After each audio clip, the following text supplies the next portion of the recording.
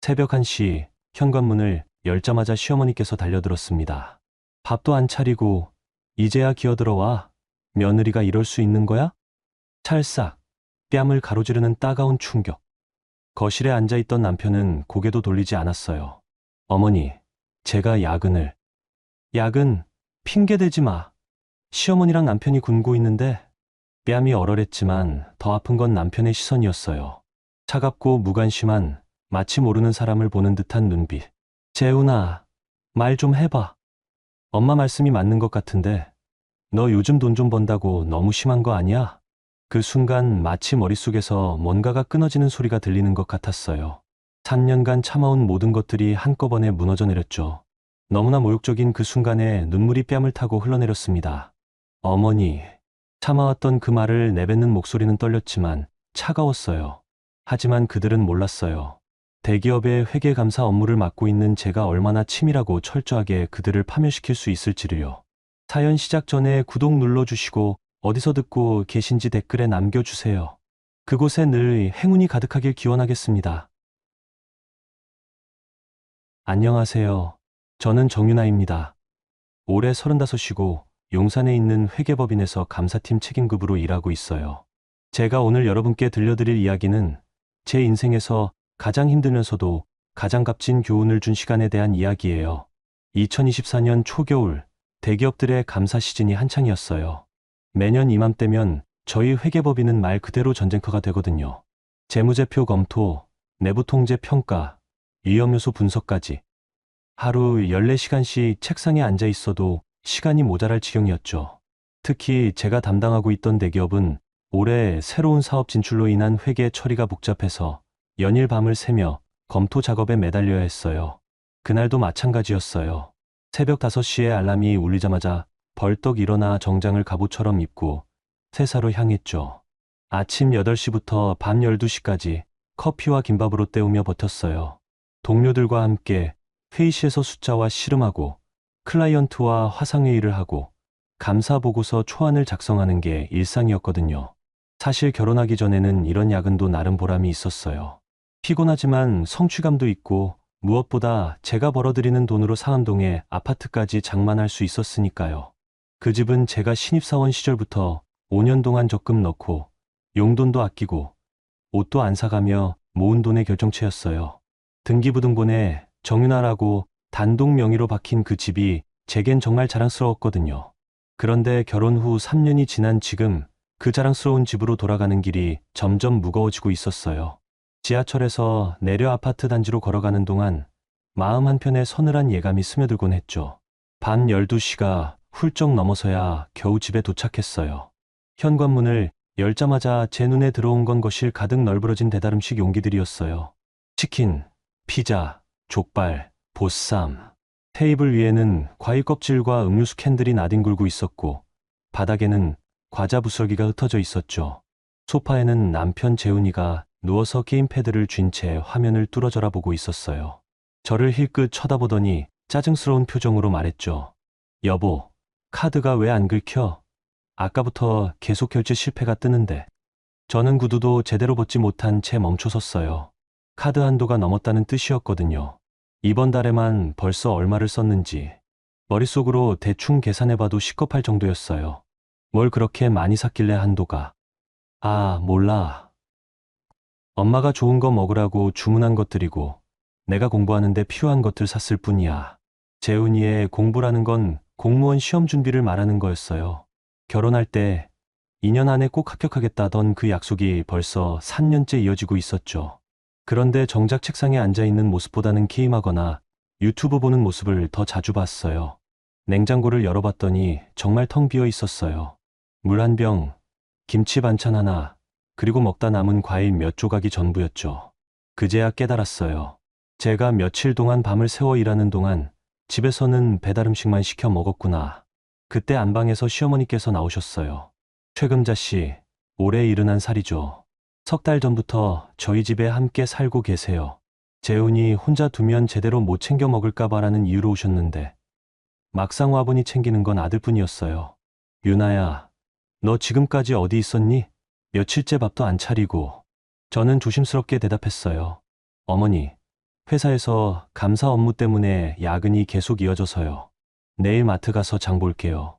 그게 무슨 말이야? 남편이 있고 시어머니가 있는데 며칠을 밥도 안 해. 우리 재훈이가 라면만 먹고 있잖아. 시어머니의 말을 듣고 보니 정말로 재훈이는 라면을 먹고 있더라고요. 아니, 정확히는 라면과 함께 치킨, 피자도 먹고 있었죠.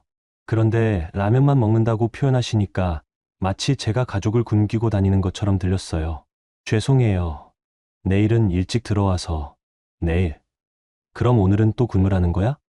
저는 더 이상 변명할 기운도 없었어요. 하루 종일 숫자와 씨름하느라 머리가 지끈거렸고 발은 부어서 아팠거든요. 그냥 조용히 고개를 숙이고 씻으러 갔어요. 화장실 거울을 보니 제 얼굴이 말이 아니었어요. 눈 밑에는 다크서클이 짙게 드리워져 있었고 피부는 거칠어져 있었죠. 언제부터인가 제가 이렇게 지쳐 보이게 됐을까요?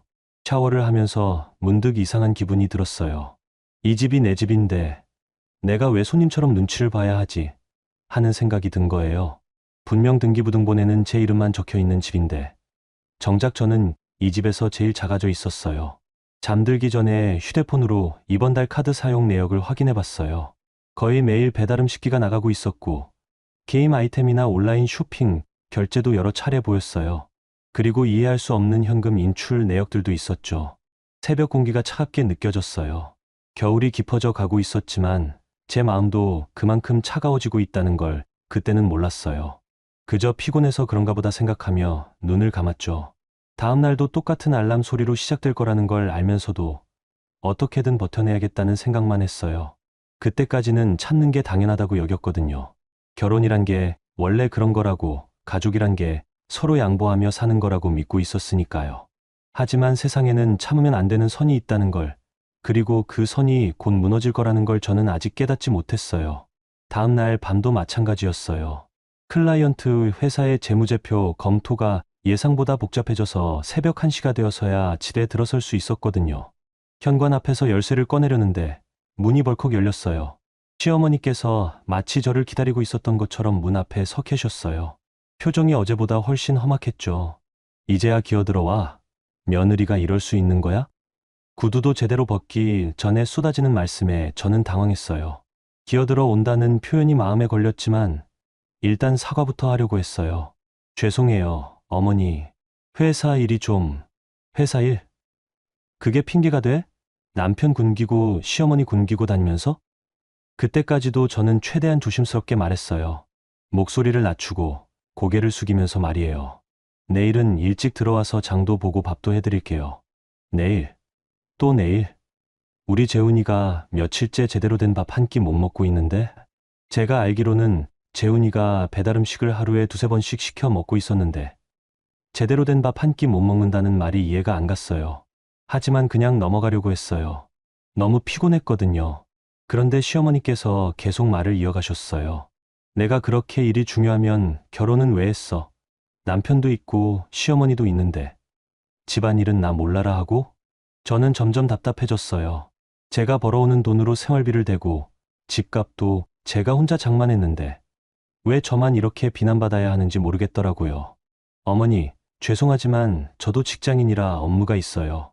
밥 먹고 싶으시면 재훈이가 해드리면 되지 않을까요? 순간 거실이 조용해졌어요.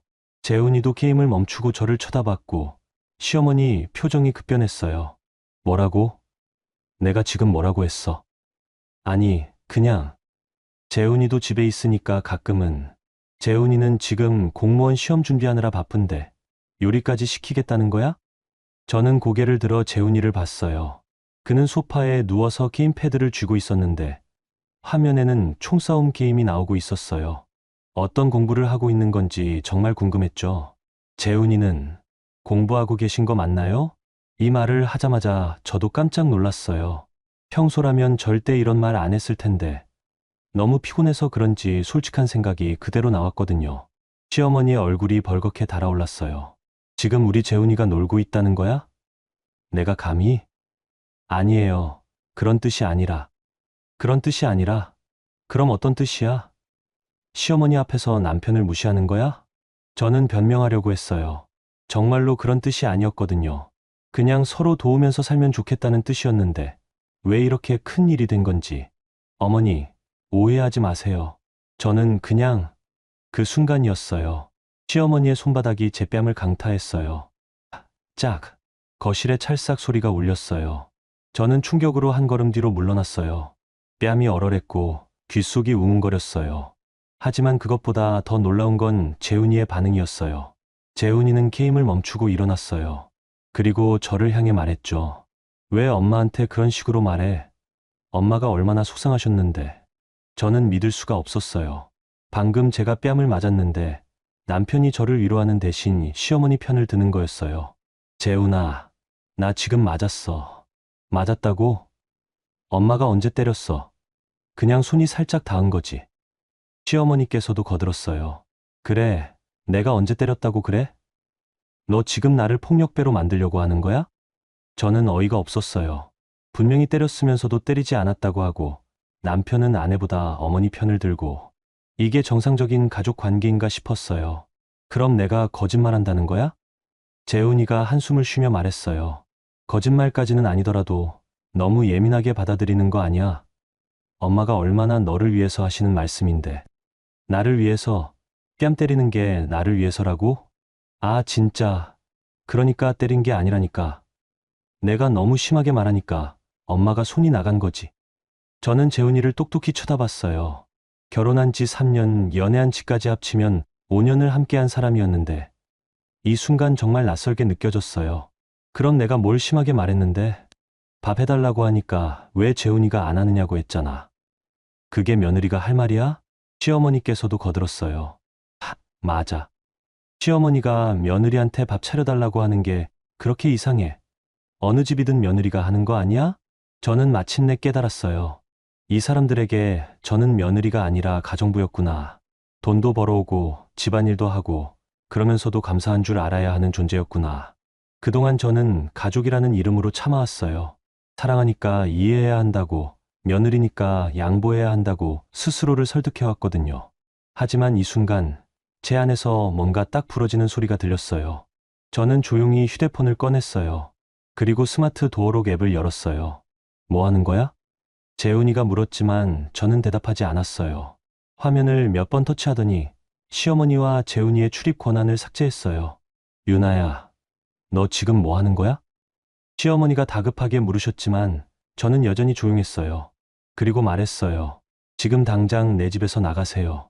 순간 거실이 다시 조용해졌어요. 두 사람 모두 제가 뭔 소리 하는지 이해 못하는 표정이었어요. 재훈이가 웃으며 말했어요. 야, 너 지금 농담하는 거지? 농담 아니에요. 진짜 나가세요. 너 미쳤어. 여기 내 집인데 왜 내가 나가? 저는 재훈이를 똑똑히 쳐다봤어요. 당신 집이라고요? 등기부등본 보고 말하세요. 그제야 분위기가 심상치 않다는 걸 느꼈는지 시어머니께서 나섰어요. 유나야, 아무리 화가 났어도 그렇지. 시어머니한테 나가라고 하는 게 어디 있어? 화난 거 아니에요. 그냥 나가세요. 제 목소리는 차갑고 단호했어요. 평소에 제가 아니었죠. 항상 조심스럽게 말하고 눈치 보고 미안해하던 제가 아니었어요. 재훈이가 벌떡 일어나는 소리쳤어요. 야, 너 진짜 미친 거야? 엄마한테 사과해. 지금 당장. 하지만 저는 움직이지 않았어요. 대신 휴대폰 녹음 기능을 켰어요. 이제부터 일어날 일들을 모두 기록해둘 생각이었거든요. 그 순간부터 정말 긴 밤이 시작됐어요. 재훈이의 목소리가 점점 커졌어요. 미쳤어. 정말 미쳤어. 내가 지금 뭘 하고 있는지 알아? 저는 여전히 침착했어요. 오히려 이상할 정도로 냉정했죠.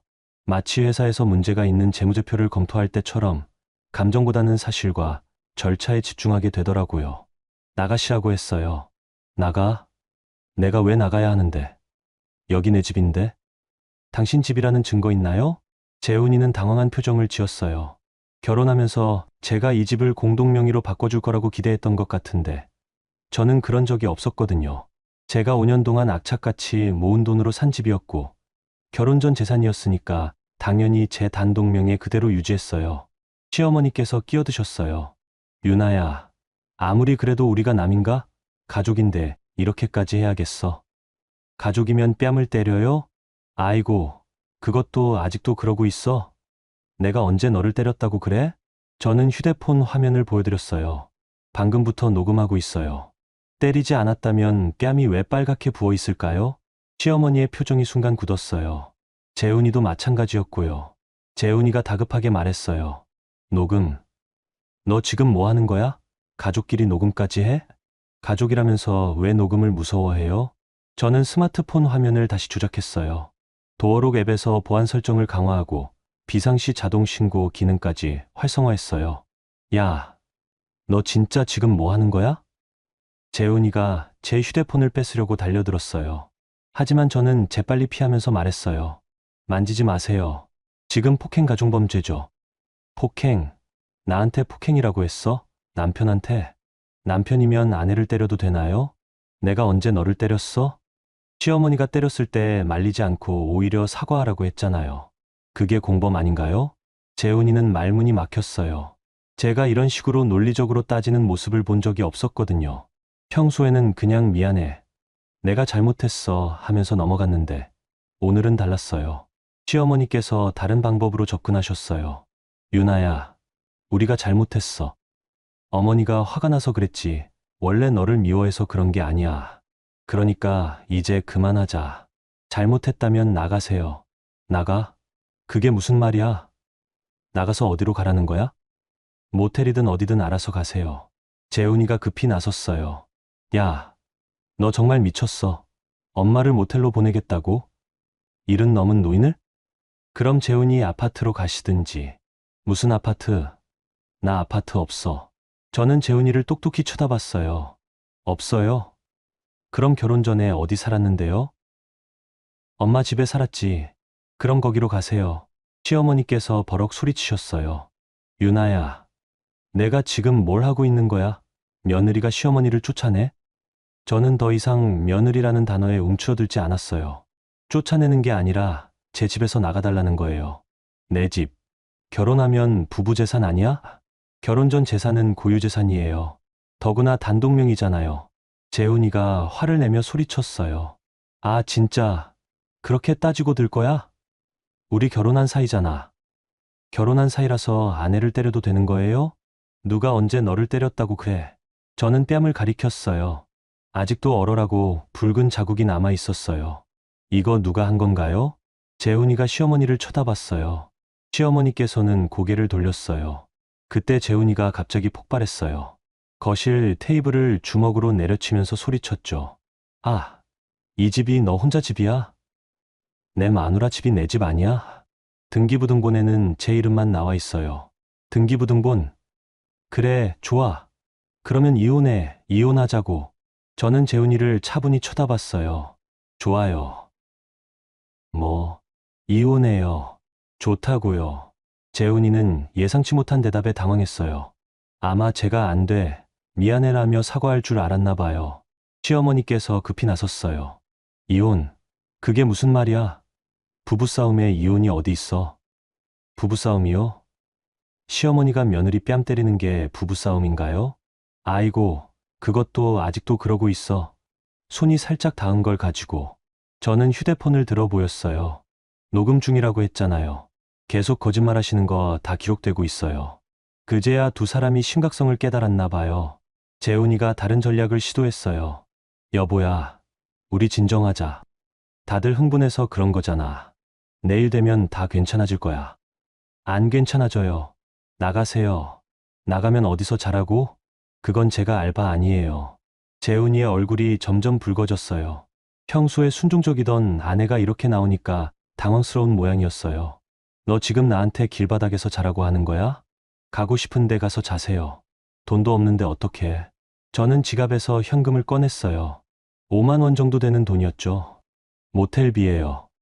재훈이가 그 돈을 쳐다보더니 갑자기 웃었어요. 비웃음이었어요. 하하, 5만 원? 나를 5만 원짜리 모텔로 보내겠다고? 안녕 영원이요. 순간 재훈이가 돌변했어요. 지금까지와는 완전히 다른 표정이었어요. 차갑고 날카로운 눈빛으로 저를 쳐다보며 말했어요. 좋아. 정말 좋아. 그렇게 나오는 거지? 그리고는 휴대폰을 꺼내서 어디론가 전화를 걸었어요. 형님, 죄송한데 오늘 하룻밤만 재워주실 수 있을까요? 집에 좀 문제가 생겨서. 저는 그 통화를 조용히 들었어요. 재훈이가 누군가에게 상황을 설명하는 소리가 들렸어요. 하지만 진실은 말하지 않더라고요. 그냥 집이 좀 복잡해서라고만 했어요. 통화를 마친 재훈이가 저를 쳐다봤어요. 좋아. 오늘은 나가줄게. 하지만 이거 끝이 아니야. 명심해. 그 말이 협박처럼 들렸어요. 하지만 저는 더 이상 무섭지 않았어요. 시어머니와 재훈이가 짐을 챙기는 동안 저는 거실에 앉아서 기다렸어요. 그들이 나간 후 문을 잠그고 보안 시스템을 다시 점검했어요. 그날 밤, 오랜만에 조용한 집에서 잠들 수 있었어요. 하지만 이제 시작이라는 걸 알고 있었어요.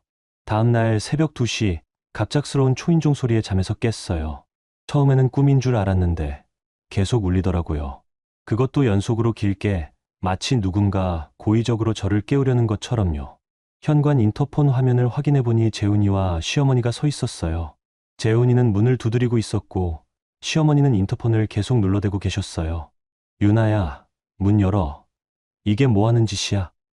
정유나, 당장 문 열어. 저는 인터폰으로 말했어요. 지금 몇 시인데요? 이웃들 다 깰 거예요. 이웃들 깬다고? 그럼 문 열어주면 되잖아. 안 열어드려요. 나가라고 했잖아요. 그러자 재훈이가 문을 발로 차기 시작했어요. 쿵, 쿵 하는 소리가 복도에 울렸어요. 야, 정윤아, 문 열어. 당장 열어. 저는 당황했어요. 이런 재훈이는 처음 봤거든요. 평소에는 게임이나 하면서 조용히 지내던 사람이었는데 이렇게 거칠게 나올 줄은 몰랐어요. 시어머니도 가세하셨어요. 유나야, 내가 감히 시어머니를 내쫓아. 이게 말이 돼? 발로 차는 소리, 고함 소리, 인터폰 벨 소리가 뒤섞여서 정말 시끄러웠어요.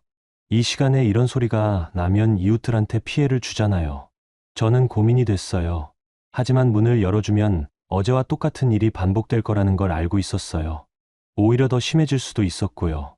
그때 옆집에서 인터폰이 울렸어요. 저기요, 너무 시끄러운데요. 새벽에 뭐 하시는 거예요? 저는 옆집 아주머니께 죄송하다고 말씀드리고 112에 신고 전화를 걸었어요. 여보세요, 경찰서인가요? 지금 집 앞에서 소란을 피우는 사람들이 있어서 신고드려요. 어떤 상황인지 설명해 주세요.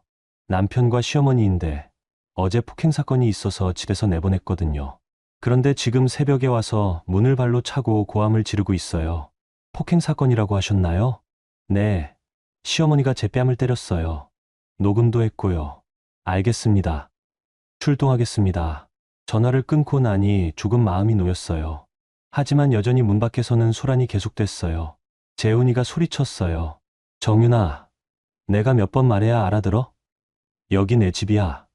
내 집. 당신 이름 어디 적혀 있나요? 결혼하면 부부 재산이잖아. 결혼 전 재산은 고유 재산이에요. 모르면 공부하세요. 시어머니가 끼어드셨어요. 유나야, 그런 식으로 따지면 안 되지. 우리가 가족인데 가족이 새벽에 와서 문 차고 고함 지르나요? 우리가 갈 곳이 없어서 그러는 거잖아. 그건 제가 해결해 드릴 문제가 아니에요. 그때 엘리베이터에서 경찰관 두 분이 나타났어요. 한 분은 나이가 좀 있어 보이는 경찰관이었고 다른 한 분은 젊은 경찰관이었어요. 신고 접수받고 나왔습니다. 어떤 일인가요? 재훈이가 급히 말했어요. 아, 경찰관님, 저희가 부부싸움을 좀 했는데 와이프가 저를 집에서 내쫓았어요. 집에 들어가려고 하는 건데. 그래서 새벽에 이렇게 시끄럽게 하신 건가요? 시어머니께서도 나섰어요. 경찰관님, 며느리가 시어머니를 내쫓는다는 게 말이 됩니까? 이 집은 우리 아들 집인데. 저는 문을 열고 나갔어요. 그리고 준비해둔 서류들을 꺼냈어요. 경찰관님, 어제 이분이 저를 폭행했어요. 녹음 파일도 있고 상처도 남아있어요. 나이 많은 경찰관이 제 뺨을 확인하시더니 물어봤어요. 언제 일어난 일인가요? 어제 새벽 1시경이에요. 그리고 이 집이 누구 명의인가요? 저는 등기부등본을 꺼내서 보여드렸어요. 제 단독 명의예요. 결혼 전에 제가 혼자 장만한 집이거든요. 경찰관이 등기부등본을 자세히 보시더니 재훈이를 쳐다봤어요. 그러면 이분 이름은 여기 없네요. 재훈이가 당황하며 말했어요. 하지만 저는 남편이잖아요. 부부니까 공동재산 아닌가요? 결혼 전 재산이고 단독명의면 개인재산입니다. 더구나 폭행 사건까지 있었다면 시어머니께서 급히 말씀하셨어요. 폭행이요? 아무도 때리지 않았는데요. 그냥 화가 나서 손이 살짝 닿은 거예요. 젊은 경찰관이 물었어요. 손이 닿았다는 게 뺨을 때렸다는 말씀인가요? 때린 게 아니라, 그냥. 저는 휴대폰을 꺼내서 어제 녹음한 파일을 들려드렸어요. 시어머니가 저를 때리는 소리와 그 후의 대화가 생생하게 들렸어요. 명백한 폭행이네요. 그리고 지금도 주거침입 시도를 하고 계시고, 재훈이가 소리쳤어요. 주거침입이요? 제가 왜 주거침입이에요? 저도 여기 살던 사람인데, 주민등록상 주소지가 여기인가요? 아니요. 하지만 결혼해서 같이 살던 곳인데, 법적으로는 주거권이 없으신 것 같은데요. 나이 많은 경찰관이 정리해 주셨어요. 일단 상황을 정리해보면 폭행 사건이 있었고 집 소유주가 퇴거를 요구했으며 새벽에 소란을 피워 이웃에게 피해를 주고 있다. 맞습니까? 재훈이와 시어머니는 할 말이 없었어요. 그럼 일단 오늘은 이곳을 떠나주시고 추후에 법적으로 해결하시기 바랍니다. 재훈이가 마지막으로 애원했어요. 여보야, 제발. 우리 이렇게까지 하지 말자. 내일 얘기하면 안 될까? 하지만 저는 고개를 저었어요. 저는 더 이상 할 말 없어요. 경찰관들이 지켜보는 가운데 두 사람은 결국 엘리베이터를 타고 내려갔어요. 그날 밤 이후로 저는 정말로 혼자가 됐어요. 하지만 무섭지 않았어요. 오히려 후련했거든요. 다만 이게 끝이 아니라는 걸 알고 있었어요. 이제부터 진짜 싸움이 시작될 거라는 것을요. 여러분, 지금까지 유나 씨의 이야기 어떻게 들으셨나요? 참 답답하기도 하고 한편으로는 속이 시원한 부분도 있었을 것 같아요. 누구나 살다 보면 참아야 할 때와 참으면 안 될 때를 구분해야 하는 순간들이 있잖아요. 유나 씨도 그런 선택의 기로에 서 있었던 거죠. 하지만 이제부터가 진짜 중요한 때입니다. 유나 씨가 어떻게 자신의 삶을 되찾아가는지, 그 과정에서 어떤 일들이 펼쳐질지 계속해서 들어봐 주세요. 경찰이 다녀간 후 일주일 정도는 평온했어요. 드디어 혼자만의 시간을 가질 수 있게 된 거죠. 아침에 일어나서 커피를 천천히 마실 수 있고 저녁에 집에 와서 조용히 드라마도 볼 수 있었어요.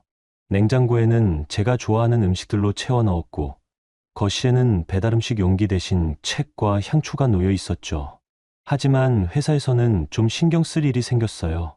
동기인 서진이가 저를 따로 불렀거든요. 서진이는 저랑 같이 회계법인에 들어온 친구인데 지금은 변호사 자격증도 땄어요. 가사 사건이랑 형사 사건을 주로 담당하죠.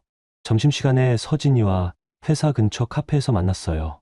유나야, 요즘 어떻게 지내? 얼굴이 좀 밝아진 것 같은데?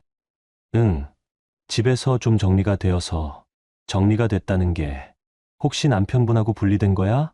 서진이는 눈치가 빨랐어요.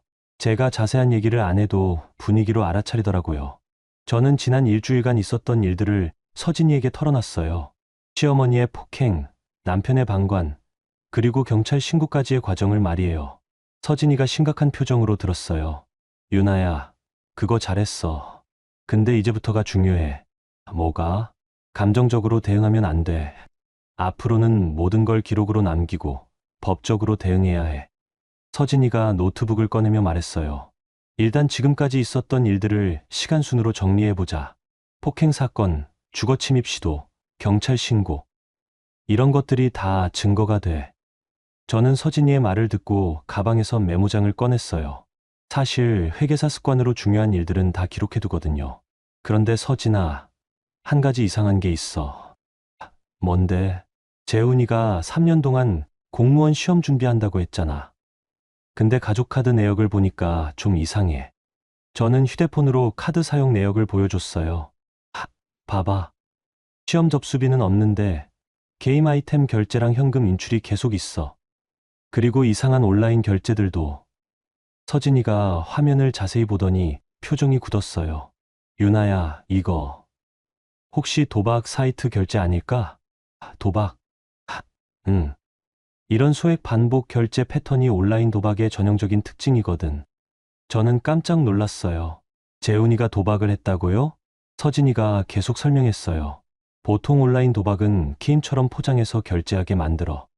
그래서 카드 내용만 봐서는 게임인지 도박인지 구분하기 어려운 경우가 많아. 그럼 재훈이가 공부한다고 하면서 실제로는 도박을 한 거야? 가능성이 높아 보여. 더 자세히 조사해봐야겠지만 저는 머리가 복잡해졌어요. 재훈이가 거짓말을 했다는 것보다 제 돈으로 도박을 했다는 사실이 더 충격적이었거든요.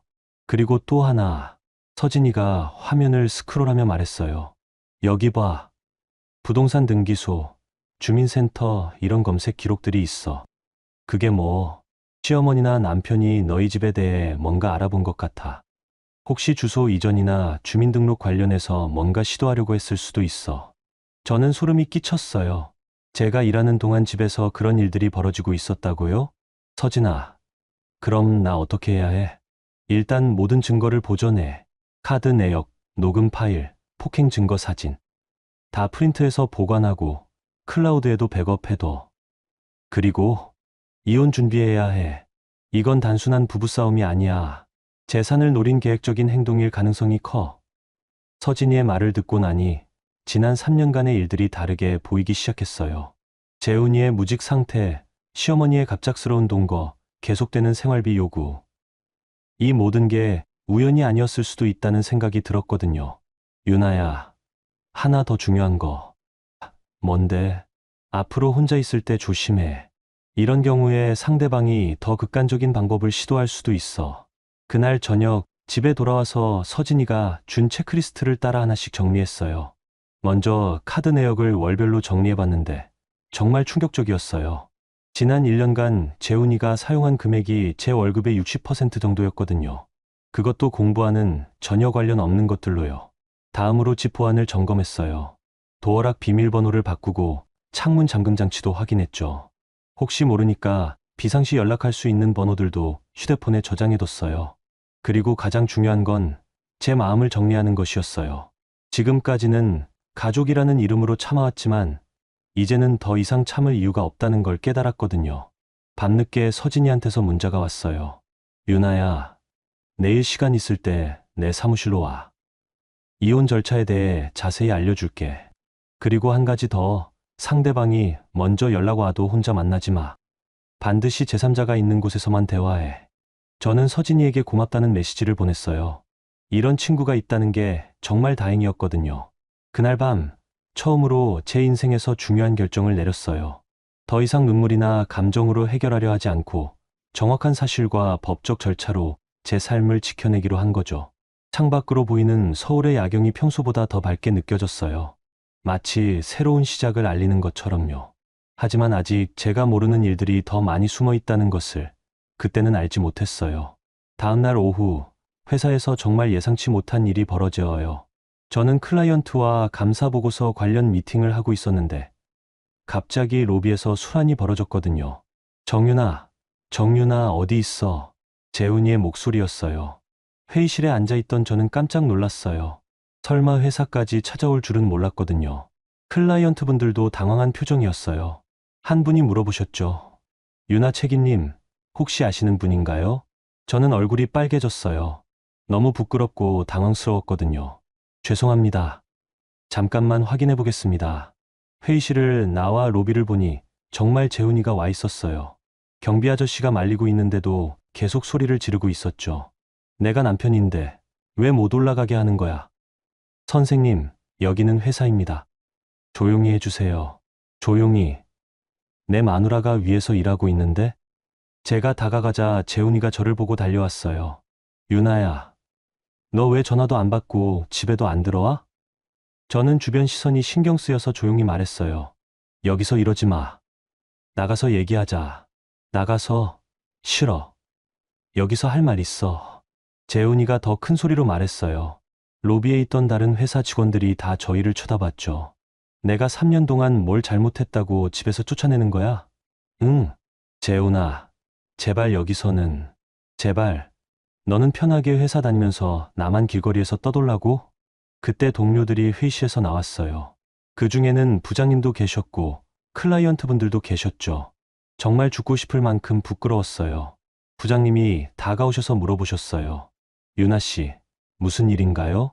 재훈이가 부장님을 보더니 갑자기 태도를 바꿨어요. 안녕하세요. 저는 정유나 남편입니다. 아내가 집에서 저를 쫓아내서 찾아왔습니다. 부장님은 당황스러운 표정이셨어요. 그런 개인적인 일은 회사 밖에서 해결하시는 게 개인적인 일이라고요? 아내가 남편을 집에서 쫓아내는 게 개인적인 일인가요? 재훈이가 점점 더 큰 소리를 냈어요. 그리고 주변 사람들에게 말했죠. 여러분, 어떻게 생각하세요? 아내가 남편을 집에서 쫓아내는 게 맞나요? 저는 정말 땅에 구멍이라도 파고 들어가고 싶었어요. 회사에서 이런 일이 벌어지다니. 클라이언트 중 한 분이 저에게 말씀하셨어요. 유나 책임님, 오늘 미팅은 다음에 하죠. 개인적인 일을 먼저 정리하세요. 그 말을 듣는 순간 머리에서 뭔가 딱 끊어지는 소리가 났어요. 제가 몇 년간 쌓아온 신뢰와 커리어가 재훈이 때문에 무너져 내리고 있었거든요. 저는 경비 아저씨에게 말했어요. 아저씨, 이 사람 회사 출입 금지 조치해 주세요. 출입 금지? 재훈이가 소리쳤어요. 출입 금지? 너 미쳤어? 내가 내 남편인데. 남편이라고 회사에 와서 소란 피워도 된다고 생각해요? 소란, 이게 소란이야. 나는 그냥 내 마누라한테 왜 집에 안 들어오냐고 물어본 것뿐인데. 부장님이 나서셨어요. 일단 조용히 하시고 이 문제는 밖에서 해결하세요. 여기는 직장입니다. 재훈이가 부장님을 쳐다보더니 말했어요. 직장이라고요? 그럼 제 아내가 직장 때문에 집도 안 들어오고 남편도 버려도 되는 건가요? 그건 제가 판단할 문제가 아닙니다. 저는 재훈이를 밖으로 끌고 나갔어요. 더 이상 회사에 피해를 줄 수는 없었거든요. 회사 앞 커피숍에서 재훈이와 마주 앉았어요. 재훈아, 왜 회사까지 찾아온 거야? 왜? 너 때문이지. 전화도 안 받고 집에도 안 들어오고 집은 내가 나가라고 했잖아. 그게 말이 돼? 부부가 싸웠다고 집에서 나가라고 하는 게. 저는 재훈이를 똑똑히 쳐다봤어요. 재훈아, 솔직히 말해. 그동안 공부 진짜 했어? 뭐, 공무원 시험 공부 말이야. 진짜 했어? 재훈이의 표정이 순간 흔들렸어요. 당연히 했지. 너 지금 뭘 의심하는 거야? 그럼 올해 시험 언제야? 그건 아직 공지가 안 났어. 저는 휴대폰을 꺼내서 검색했어요. 9급 공무원 시험은 이미 공지 났어. 접수도 시작됐고. 근데 왜 몰라? 재훈이가 당황했어요. 아, 그거? 아직 준비가 안 돼서. 3년 동안 준비가 안 됐다고? 공무원 시험이 그렇게 쉬운 줄 알아? 저는 카드 사용 내역을 보여줬어요. 그럼 이것들은 뭐야? 개인 결제, 현금 인출, 온라인 베팅. 재훈이의 얼굴이 창백해졌어요. 그건 가끔 스트레스 풀려고. 가끔, 거의 매일 있는데? 너 지금 내가 도박한다고 의심하는 거야? 의심하는 게 아니라 확신해. 재훈이가 갑자기 화를 냈어요. 확신, 증거도 없으면서? 저는 휴대폰에서 서진이가 보내준 자료를 꺼냈어요. 이게 증거야. 내가 결제한 사이트들 다 도박 사이트라고 변호사한테 확인받았어. 재훈이가 말문이 막혔어요. 그리고 갑자기 무릎을 꿇었어요. 유나야, 미안해. 정말 미안해. 다시는 안 할게. 주변 사람들이 쳐다봤지만 재훈이는 계속했어요. 한 번만 용서해줘. 제발. 나갈 곳도 없어. 하지만 저는 더 이상 흔들리지 않았어요. 재훈아, 이제 늦었어. 늦었다고? 왜? 우리 사랑했잖아. 사랑, 나를 속이면서 내 돈으로 도박하는 게 사랑이야? 재훈이가 다시 일어나서 위협적인 목소리로 말했어요. 좋아. 그렇게 나오는 거구나. 그럼 나도 가만 안 있을 거야. 뭐, 이혼. 좋아. 하지만 너도 공짜로는 못할 거야. 그 순간 저는 휴대폰 녹음 기능을 켰어요. 이제는 모든 대화를 기록해야겠다고 생각했거든요. 재훈이가 자리에서 일어나며 말했어요. 기억해. 이건 끝이 아니야. 그리고는 커피숍을 나갔어요. 저는 한참 동안 그 자리에 앉아 있었어요. 오늘 회사에서 벌어진 일 때문에 앞으로 어떻게 될지 걱정됐거든요. 동료들이 어떻게 생각할지, 클라이언트들이 저를 신뢰할 수 있을지. 하지만 한 가지 확실한 건 더 이상 물러설 곳은 없다는 것이었어요. 재훈이가 회사에 난입한 지 일주일 후 서진이의 법률 사무실에서 만났어요. 서진이는 그간 재훈이의 카드 사용 내역과 온라인 활동을 더 자세히 조사해뒀더라고요. 유나야, 앉아. 중요한 얘기가 있어. 서진이의 표정이 평소보다 심각했어요. 뭔데? 재훈이의 공부가 완전히 거짓말이었어. 그것도 계획적인 거짓말. 서진이가 서류 뭉치를 내밀었어요. 이거 봐. 지난 3년간 카드 사용 내역을 분석해봤는데 단 한 번도 시험 관련 결제가 없어. 학원비, 교재비, 접수비. 아무것도 없어. 그럼 그동안 뭘 한 거야? 온라인 도박이야. 그것도 꽤 심각한 수준이야. 저는 충격을 받았어요. 재훈이가 도박을 한다는 건 알고 있었지만 이렇게까지일 줄은 몰랐거든요. 더 심각한 건 따로 있어. 서진이가 다른 서류를 꺼냈어요. 시어머니 최금자 씨가 지난 석 달 동안 뭘 했는지 아니? 뭘 했는데? 너희 집 주변에서 부동산 중개업소들을 돌아다녔어. 집 시세 알아보고 매매 절차 문의하고. 저는 소름이 끼쳤어요. 그게 무슨 뜻이야? 내 집을 팔 계획이었던 것 같아. 부부 공동재산이라고 우기면서. 하지만 내 단독명의인데 그래서 더 문제야. 공동명의로 바꾸거나 아니면 다른 방법을 찾으려고 했을 거야. 서진이가 컴퓨터 화면을 보여줬어요. 이거 봐. 시어머니 휴대폰으로 검색한 기록들이야. 화면에는 정말 충격적인 검색어들이 나와 있었어요. 며느리 집 빼앗는 방법, 부부재산 공동명의 변경, 혼인 중 취득재산. 저는 말문이 막혔어요. 그리고 이건 더 심각해. 서진이가 다른 화면을 보여줬어요. 시어머니 거주권, 사시혼 인정 조건, 동거 기간과 재산권. 이게 뭔 뜻이야? 시어머니가 너희 집에서 일정 기간 살면서 거주권을 주장하려고 했던 것 같아. 그리고 재훈이와 함께 사실상 공동생활을 했다는 근거로 재산권을 주장하려고 했을 거야. 저는 정말 소름이 끼쳤어요. 그동안 제가 일하는 동안 집에서 이런 계획들이 세워지고 있었다니. 서진아, 그럼 처음부터 계획된 거였다는 얘기야? 그럴 가능성이 높아. 재훈이의 도박 빚이 얼마인지 알면 더 놀랄 거야. 얼마나? 대략 8천만 원 정도. 저는 깜짝 놀랐어요. 제가 몰랐던 사이에 재훈이가 그렇게 많은 빚을 졌다고요? 그 빚을 갚기 위해서 내 집을 노렸던 거야. 시어머니도 공범이었고, 저는 머리가 복잡해졌어요. 지난 3년간의 모든 일들이 다시 보이기 시작했거든요. 그럼 결혼도? 그건 확실하지 않아. 하지만 결혼 후 재훈이의 행동을 보면 처음부터 내 재산을 노렸을 가능성도 있어. 서진이가 제 손을 잡았어요. 유나야, 이제 확실해졌어. 이건 단순한 부부 문제가 아니야. 사기야. 사기? 응. 결혼이라는 형태로 내 재산을 노린 계획적인 사기. 그때 서진이 휴대폰이 울렸어요. 전화를 받더니 표정이 더 심각해졌어요.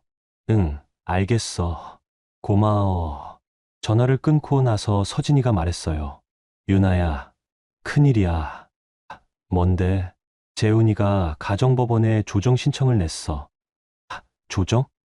부부재산 분할이랑 위자료 청구야. 내가 정신적 고통을 줬다면서. 저는 어이가 없었어요. 내가 정신적 고통을 줬다고? 응. 그리고 시어머니도 같이 넣었어. 며느리에게 폭행당했다고. 폭행. 내가 언제 시어머니를 폭행했는데?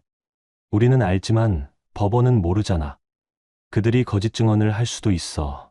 저는 정말 화가 났어요. 제가 피해자인데 오히려 가해자로 몰리고 있었거든요.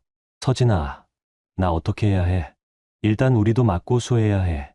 폭행, 주거침입, 그리고 재산상 손해에 대해서. 재산상 손해?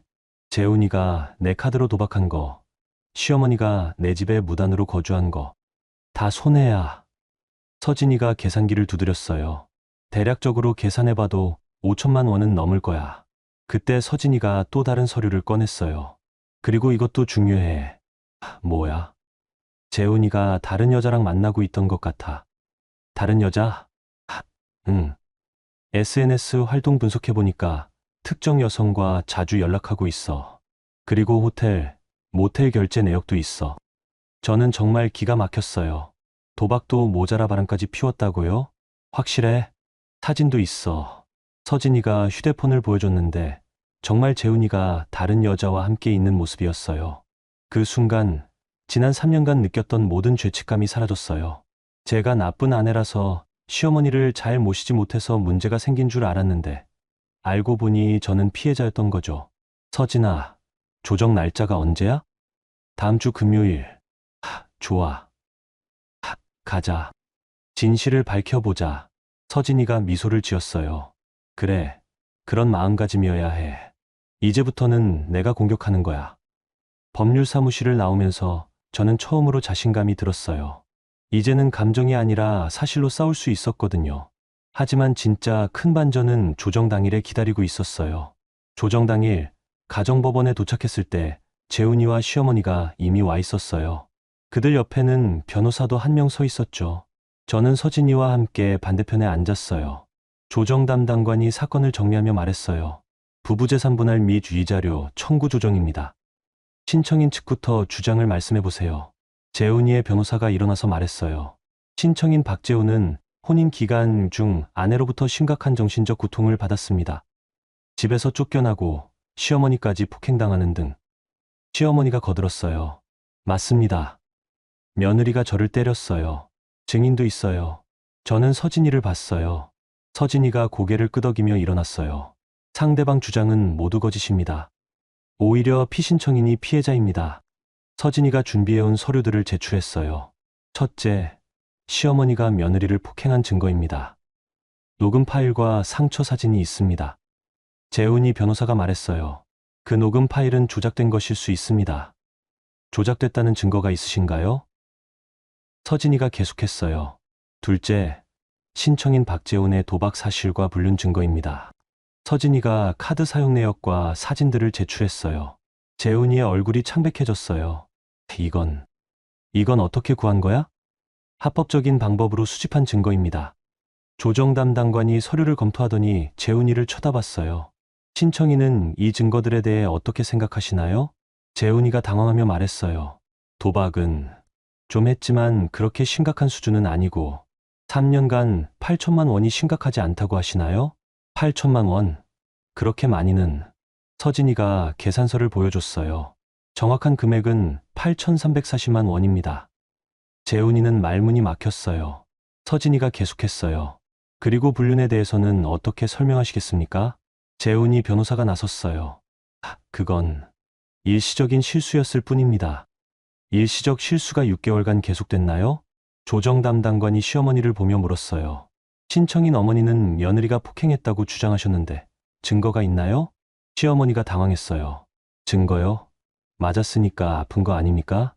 의료진단서나 목격자 증언이 있으신가요? 그건 없지만 서진이가 말했어요. 오히려 시어머니가 며느리를 폭행한 증거는 명확합니다. 녹음 파일을 다시 들려드리겠습니다. 녹음 파일이 재생됐어요. 시어머니가 저를 때리는 소리와 그 후의 대화가 생생하게 들렸어요. 시어머니의 얼굴이 빨개졌어요. 그때 제가 너무 화가 나서. 조정 담당관이 정리했어요. 지금까지들은 바로는 신청인 측의 주장의 신빙성이 부족해 보입니다. 오히려 피신청인이 피해자인 것 같은데요. 그때 서진이가 폭탄을 터뜨렸어요. 한 가지 더 중요한 사실이 있습니다. 무엇입니까? 신청인과 그 어머니가 피신청인의 재산을 노리고 계획적으로 접근한 정황이 있습니다. 서진이가 시어머니의 인터넷 검색 기록을 제출했어요. 조정 담당관이 그 자료를 보더니 놀란 표정을 지었어요. 이게 정말입니까? 시어머니가 급히 말했어요. 그건 그냥 궁금해서 찾아본 거예요. 며느리 집 빼앗는 방법이 단순한 호기심인가요? 재훈이가 갑자기 소리쳤어요. 그만해. 이제 그만하자고. 조정 담당관이 재훈이를 쳐다봤어요. 신청인, 조용히 하세요. 재훈이가 다시 폭발했어요. 조용히. 내 인생이 망가지고 있는데 조용히 하라고? 신청인, 계속 그러시면 조정을 중단하겠습니다. 재훈이가 갑자기 저를 보며 말했어요. 유나야, 우리 이렇게까지 할 필요 있어. 그냥 조용히 이혼하자. 저는 재훈이를 차분히 쳐다봤어요. 조용히 이혼? 내가 도둑 맞은 돈은 어떻게 하라고? 돈. 당신이 내 카드로 도박한 8천만 원 말이야. 재훈이가 당황했어요. 그건 갚을게. 언제? 어떻게? 그건 조정 담당관이 정리했어요. 신청인 측의 재산분할 및 위자료 청구는 받아들이기 어려워 보입니다.